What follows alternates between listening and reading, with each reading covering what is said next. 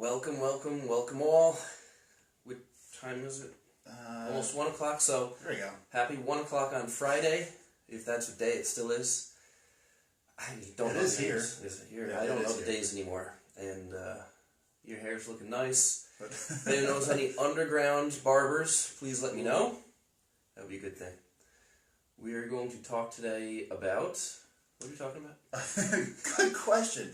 Nutrition, not restriction, which the short answer, or the short explanation to that is, it's more than just eliminating everything. Yeah, the show's done. Alright, done. Don't eliminate all your food. Very good suggestion. There's a whole concept of elimination diet, which I talked about previously. It has really not to do with this. So let's just go ahead and talk about what we really mean by nutrition, not restriction. So the general idea to lose weight, which most people are interested in, is calories in versus calories out. Right? It's plain and simple formula. Just burn off more calories than what you're putting in your body. Which comes all, I know this is one of your favorite examples, the idea of how you can lose weight then on a Twinkie diet. Mm-hmm. Right? Where if you can only eat Twinkies, you can have maybe 5 or 6 of them a day. You won't be that much calories. I would lose weight from it. I would feel like crap. Of course. I would not feel well. But you're calorie deprived, so correct, therefore so I'm losing weight. However, the nutrients that are in Twinkies are very minimal. So, if my metabolism gets shot, fatigue will set in, skin, stomach issues. You lose muscle, you lose bone density. Everything that you're losing is not what you want to lose. It's poor nutrition, but you're losing weight. And what happens as soon as after a week or two of eating just Twinkies, and you feel like crap, you're going to go eat something else, probably some other craving food, and now you started back over on cookies with the Twinkies. You take the Twinkie sandwich, 2 cookies, squish it down, and This is not nutritional advice, by the way, from Functionised Integrated Therapeutics. It's a Twinkie sandwich. No, and that problem itself, if you add some butter or peanut butter to that, that's probably like a $3,000 calorie meal in of itself, which you're going to want more. Insulin's going to go up, way up, and come splashing down. As it comes splashing down, you're going to get them signals into your brain saying, eat more. And you already had 3,000 freaking calories, so come on. Which is a good point of talking about the differences that are in food, because they do make us feel different. More full, less full. Fat and protein have a higher satiety rate. You're going to be hungry less, fuller, longer than if you have carbs due to the insulin cycle you just explained. Mm-hmm. And it comes down to, again, why fad diets. I mean, we are big fans of not using that word here. It's a lifestyle change, because when people think diet, even though the definition is what you eat regularly, everyone thinks it's like a short-term thing. Like, I'm going to go into a training for a couple months. I'm going to go on a diet for a couple months. They sometimes lose their weight. Statistically, usually we don't. And then end up gaining more than we started with anyway. So it's, again, not a diet. Figure out what's healthy, lifestyle changes, and just stick to it. Let me pick on Weight Watchers, for instance. I'm not going to pick on Weight Watchers, but I'm going to pick on Weight Watchers. Like all diets, they work. And if you follow the point program, chances are it'll work. However, what happens when you stop using Weight Watchers? And I'm just picking on Weight Watchers because I'm not picking on Weight Watchers, right? So you stop doing it, you go back to what you're doing before, and bada boom, bada bing, you just gained that 50 pounds back. Which is great for Weight Watchers because, go back onto Weight Watchers.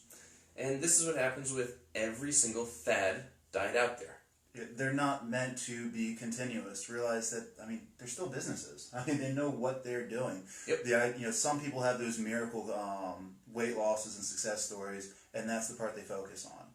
But I personally don't know anyone that has. I've heard of people that have, and I'm sure there are, but most people I know that have gone on these kind of fad diets, they're at least as bad at the end as to where they started. Correct. A lot of times worse.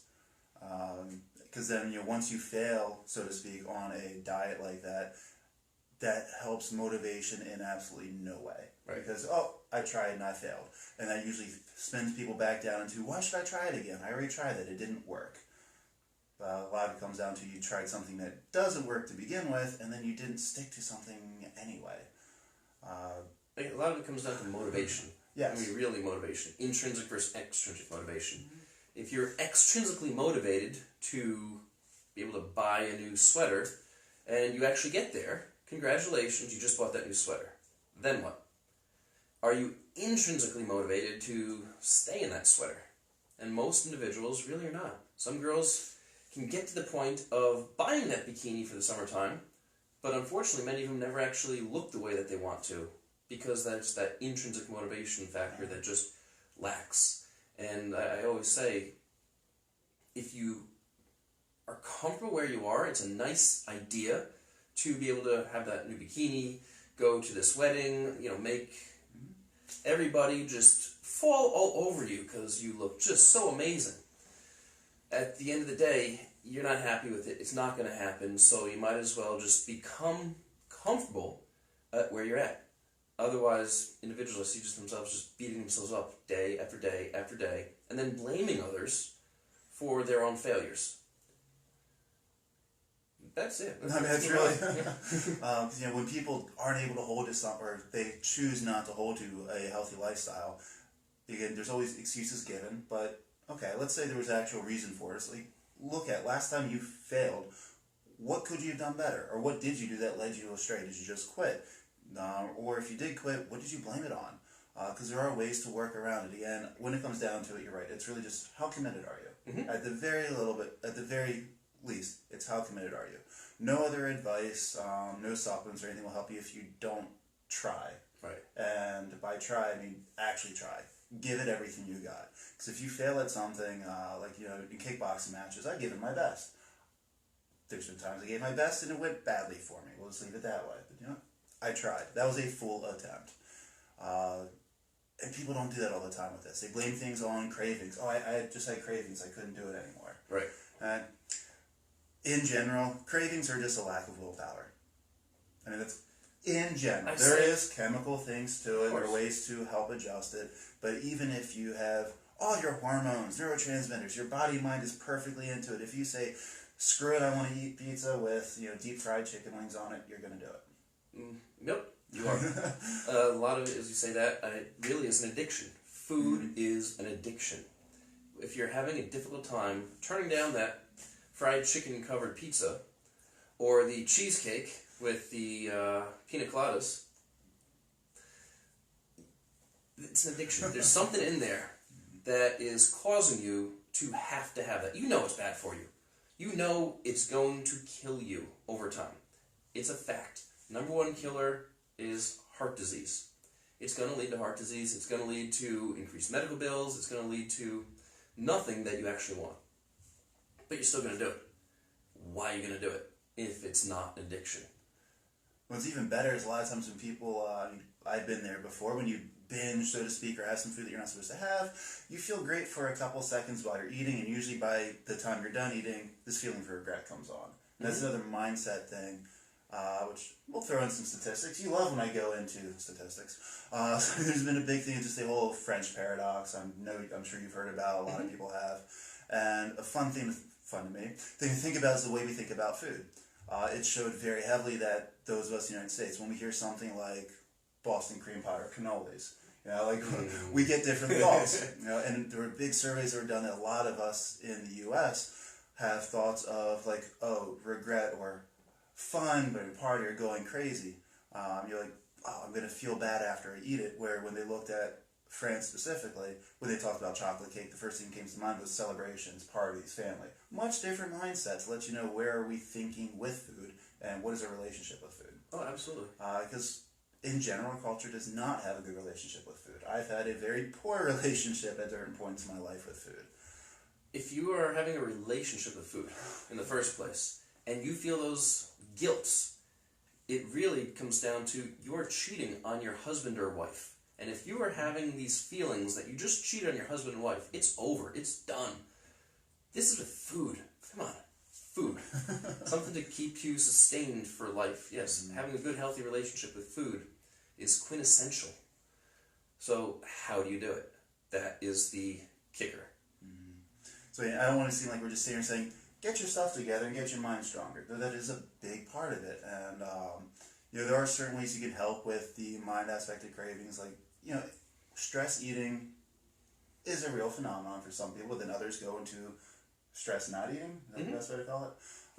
There are things you can do to help with that. Things like serotonin metabolism, 5-HTP. If it's emotional based, will help with that. You still have to have the willpower after you take a supplement that will help with the cravings. But there are small things to assist with that. There's different ones if it's sugar cravings or meat cravings, kind of rare, but if it's not like an iron deficiency, but there are ways around that as well. B vitamin deficiency can sometimes cause that. So again, if you are craving things, it's what are you craving? How can we target it and help it? And then how can we just get you to hold yourself accountable? That's kind of the big kicker. Yeah, that's all I got on that one. There we go. I get it. What else is there to talk about? Plenty of things to talk about. Pace of eating. All right. All right. This is another big component of feeling full. Again, I've heard this so many times where it takes about 15 or 20 minutes to feel that you're full because there's a connection from your stomach to your brain. It takes about 15 or 20 minutes. That's great. Most of us do not spend 20 minutes eating food. I know a lot of people who they even say, oh yeah, I just inhale it. So instantly it's like, how did that food taste? A lot of people don't really know. You literally just slammed it down. And that has a problem for health and nutrition in a couple of different components. One, your body doesn't digest things as quickly or as well if they're in large chunks as opposed to we bite it down. We do have teeth for a reason, believe it or not. And then there's smaller things of just enjoying what you're eating a little bit, so you're less likely to get this negative feeling of regret. Because if you really enjoyed that cannoli or what you had over Easter, if you're enjoying it, you're less likely to regret it afterwards. Opposed to you just slammed it down, wait 30 seconds, and crap, did I just eat that? Opposed to taking a couple of bites, talking to your friends and family, actually enjoying it, we're not as likely to regret it as much. And if you don't regret it as much, we don't get that dopamine release from the reward system to make us want to do it again later. So again, just eating slower can help with cravings and hunger. It's that relationship again with food. If you are with a significant other that you like, and you spend time with them and appreciate that time, guess what? You're going to feel great. And you're going to be okay. And you're going to be happy. If you are rushing through it, and what's going on right now is there's just so much more domestic violence right now than usual. The theory of either going to be more babies or more divorces. But potentially both, but yeah, right. We're not thinking that one right now. And the only reason I say that is it's all about the relationship. And what are you doing to nurture this relationship with your food? Well, good. Take time with it. Yeah. Enjoy it. Appreciate it. Mm-hmm. I mean, there are actually hormones and stuff, oxytocin, feel-good hormones. Hormones make us get connected to people when we eat. So again, just enjoy what you're doing, enjoy what you're eating, and don't regret it, but keep yourself to something that's healthy. Yes. I mean, it's which is a big thing with the whole nutrition, not restriction, is again find things that I keep picking on cannoli. Let's go another common one. Let's say pizza. Why do you use cannoli? Why do you look at me and smile every time I say cannoli? Makes me happy. Pizza makes a lot of people happy. I mean, this is one of the biggest foods, most common foods I hear people that I work with say that they miss or they want more of. And I mean, I'll let you easily talk on this one of healthy substitutions for pizza. As opposed to saying I'm never eating pizza again. And again, we said this so many times. With that chicken crust pizza. Thin crust, thickens up. Chicken crust pizza, amazing. I'll call it Shantae's cauliflower pizza because the cauliflower pizza you get in the frozen food sections is not. It's mixed with a lot of things. Carbs are 40, 60, 70 grams right there. Shantae's cauliflower pizza, however, is, it's cauliflower.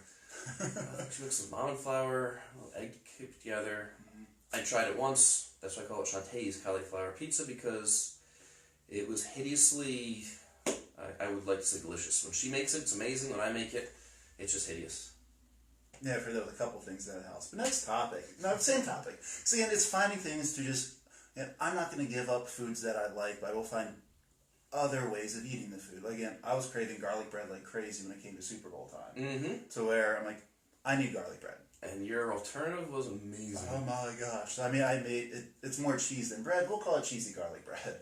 Again, it was what I was looking for in my terms of health and my goals and everything. It was, I think the whole loaf was, 6 or 7 grams of carbs. We'll say there was 10 servings, but when we had it, there was 2. Yeah. But again, I wasn't going to cut out garlic bread, cut out pizza. Again, just find healthier ways of doing it. That way you don't feel like you're giving stuff up. Because if you feel like you're giving stuff up, that's going to lead you to being frustrated. Like, I can't eat ice cream. I can't eat pizza. Right. And the more negative things you feel about food, the worse your relationship with food's going to get. And ultimately, it didn't work. Right. So again, there are certain things you should take out, but again, for people who work with me, Cinnabon was another big one recently. Was it really? Yeah, it was. I mean, it smells great walking the mall, but... Someone told me, I'm going to have a cinnamon bun. Like, I need it, and before I even got to what the heck do you mean you need it, was like, okay, hold on, sit down. Ed came up with a low-carb, healthy cinnabon recipe. And it tasted good, because that's important. So if it doesn't taste good, it's not a recipe to me. It's, you know, again, to jump back to a lot of fad diets, you know, everyone's like, oh yeah, healthy food tastes like cardboard. Well, not if it's cooked right. It really shouldn't. Not like everything I've made's been a home run, but I don't think I've cooked cardboard. You have not disappointed so far. Or there was way too much tequila in the process. But I think you have not fine. disappointed so far. I guess the last thing on my topic with the relationship with food is, you know, the other big thing that people try to go by is they look at weight, how they feel, so many different outcome measures people do, and we tend to focus on the one that makes us feel least worthy. You know, it's like, how many times someone's like, oh, I've dropped 10 pounds. Like, yeah, but my pants don't fit any differently. You know, for some reason, we are programmed to put ourselves down when everyone around us are trying to say, you know, buck up, look, all this is fine. Right. So a big issue with health is being happy with where you, maybe not with where you are, but at least where you're going. It's all about the journey. It really is. I mean, I'll throw this out there. I mean, I'm not always happy with the way I look, the way I can perform and everything, but I'm trying to work closer to it. So it's having a healthy relationship with yourself in terms of with your food. Because again, if you look in the mirror on a bad day, like, I don't like the way I look, nothing's working, screw that chicken crust pizza, I'm going to go have a deep Sicilian and, what was it, deep fried chicken wings on it, right? That's what you said. Yeah. So again, it's just keeping yourself to a consistency. The whole cheat day thing, I don't want to hit too much on this one, other than I never want to hear those terms. Yeah. There's no cheat day. I had someone was last week asked me, like, what if I have a cheat day once a week? I'm like, you're not going to.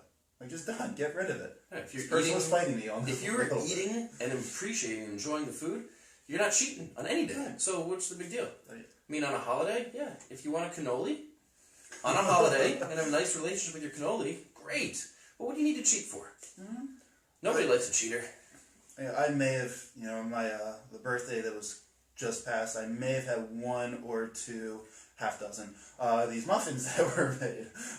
But I didn't regret a thing about them. But, you know, I did make sure that I was happy with it. I worked out that morning and that night, just to justify. It didn't make much difference, I don't know.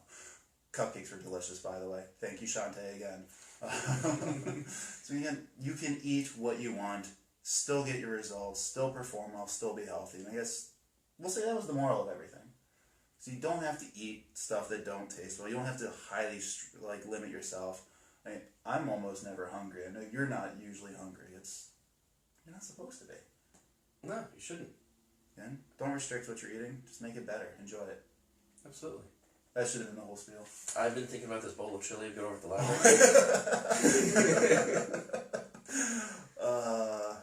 Yeah, I think I'm smoking like 8 pounds of meat this weekend, so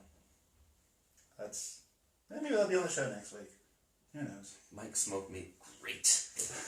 On that note, I think that's a good time to wrap this up. So if anyone out there has any questions, obviously, direct message us. You can always call us, email. I'm sure there's other modes you can get a hold of us. We're listening. DM us. We're on Facebook, Instagram right now, so just hit the DM button. 848-444-9032. And support at functionised.com. Yeah. Visit us, www.functionised.com. Let us know your feedback. If you have any questions. If there's anything you want to know about, because, I mean, I think we're a wealth of knowledge. We'll say we're a wealth of a lot of knowledge. Go ahead, ask us something you want to know about. We'll go ahead and we'll either get back to you, or if it's a big topic, really good, really fun, or a lot of people ask, we'll do a video on it. We're here for you guys. Absolutely. So instead of just looking for answers, come to your experts. We're those experts. Ooh, nice. Yeah. Thank you for being with us on another Friday.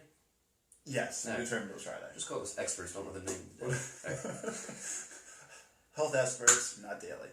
So, thank you for being with us, and we will see you real soon. Thanks, guys. Live functionized.